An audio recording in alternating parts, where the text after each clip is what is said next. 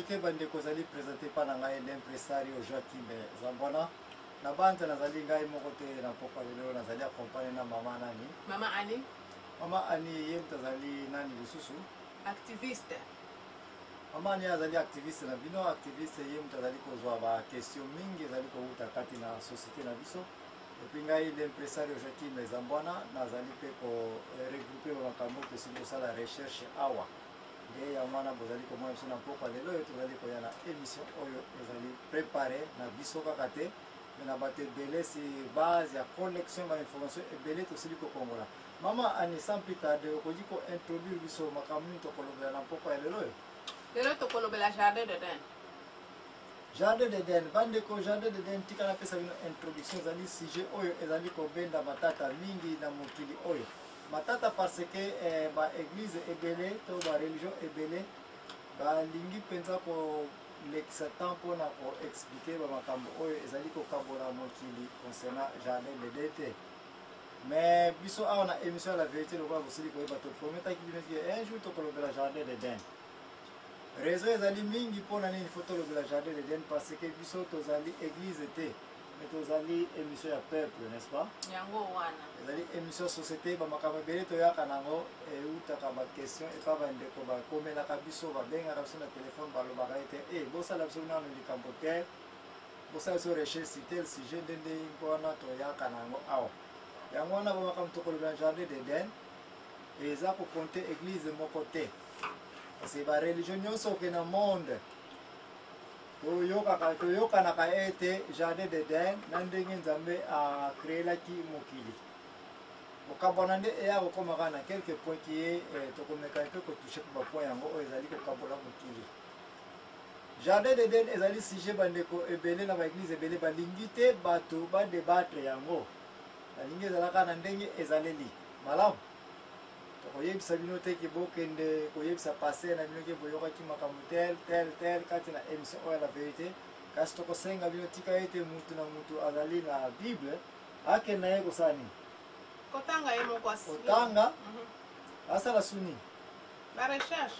asala recherche na ye a critiquer. Ce n'est pas que ba passé ba ya kaka ba monseigneur ba abbé bato ya clergé bayaka koyebisa makambo bango baki kotanga soki eza na maboko no seki ezali mpe ya yo mpe kende kotanga kende komivukana yango wana opinion na yo eza respecté religion na yo ezali respecté na émission oyo ya la vérité concernant sujet ya Eden église na yo ezali respecté makambo pa pasteur no ayebisaka yo ezali mpe respecté donc émission lelo yo na mutu ayoka et puis kene na ndako kene kosaba analyse de au juger ndenge olingeli ko zwila yango mais pour la introduction ya liboso na wiko pesa ngi ko boyeba mpe to uti wapi to ko toza ko kende wapi to ko lobela makambo etali création ya mokili comment mokili salemela selon Bible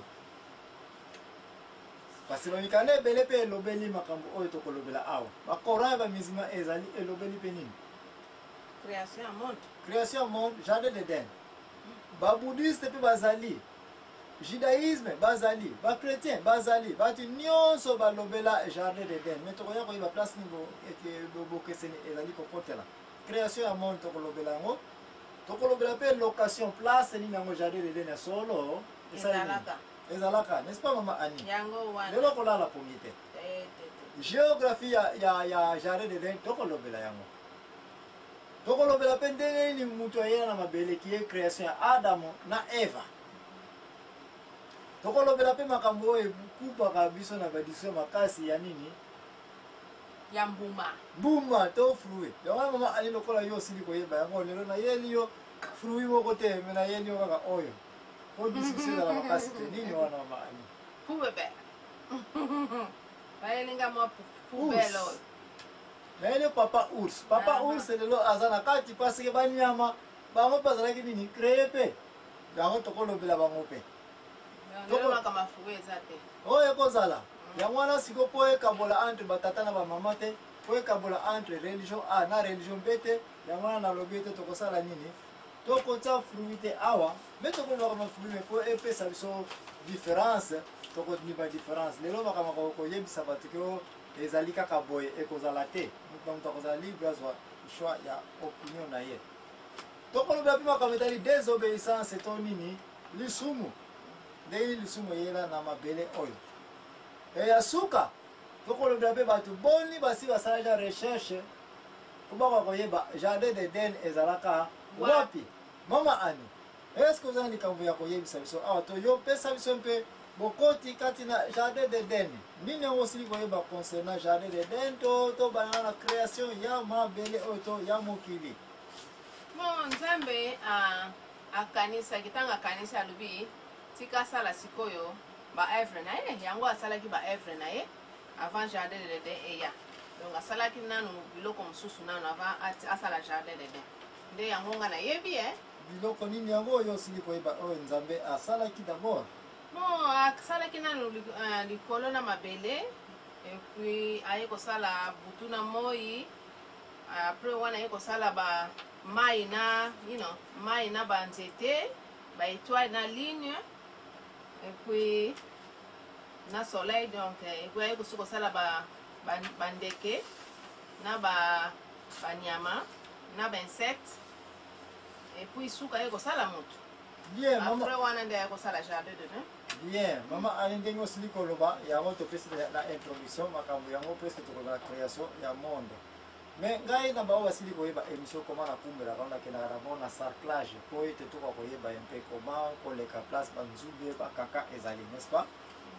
mama ani na mokanda nini yango dabo makambo tokolobela po bato mpe bayeba ete makambo azoloba awa bazuli yango wapi bon tozotanga Genèse 1 na Genèse 2 na Genèse 3 mateya mpoka lelo ekolekela na place moko te sinoki kaka na mokanda ya Genèse chapitre 1 chapitre 2 mpe tosuki na chapitre 3 parce que ndeko ntango okende kozwa repo okozala na ntango okende kotanga bachapitre nyonso ete ki eza nango ya mikuse mais eza tre kokoso mpe mpona koanalyse yango wana avant tozwa repo na biso mama ani tokolobela makambo ya Genèse oyo immédiatement tokoatake na première partie ke création ya mokili oyo nzambe alobi ete akreaki mabele biloko nyonso ezali awa na au total ya combien de jours